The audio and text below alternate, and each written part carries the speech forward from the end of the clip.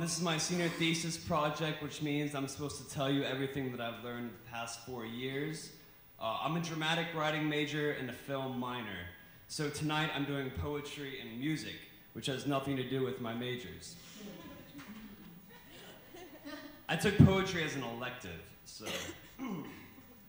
The next thing we're gonna be doing for you is just myself. I'm gonna read you a poem. It is called Appreciation, and it is one of my newer ones. So I'm gonna actually read it to you halfway. I went outside barefoot this morning at 5 a.m. in my robe to walk out to the dock. In the distance across the January water, the city was a grumble of lights, and the wind traced ripped tulip patterns across the water top, and sky swarms swam by as clouds. And the second I stepped beneath the wooden covering of the dock, it began to rain. The steady shower curtains fell like beaded blankets all around me as I was able to remain dry and grinning. Immediately, I had the urge to hug someone with my lungs, but I don't know how to long hug. So instead, when I tried, it just whispered out as, "Thank you." But it didn't feel as thank you was enough. And as the rain started to spin cycle harder, I spoke again and tried again with, "Thank you, God." But I wanted to more than say that. I wanted to shout it. I wanted to shout it to God.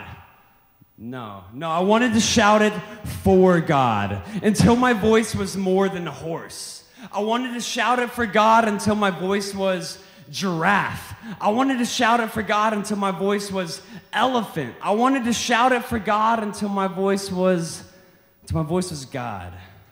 So I did. And I said, "Thank you, non-gender nor religion-specific God, for this kick-ass place that you have given me, for me to live and play in.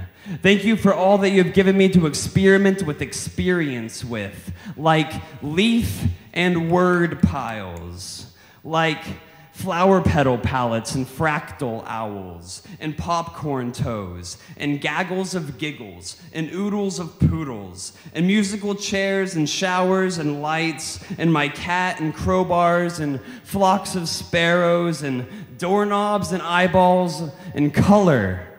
Thank you." The whole time I was speaking, I was shouting, and I kept getting louder and bolder, and the rain kept getting louder and bolder as I remained drier and drier. And when I was finally done listing off a few more dozen things that I am thankful for, including but not limited to pineapples and treetops, I was tired, perpetually smiling, and ready to go back inside to go to sleep. And it was at that precise moment that the rain ceased, and the world sighed long enough to allow me to walk back to my house dry. I'm not kidding. So I said, "Thanks, God. It was really good talking to you too."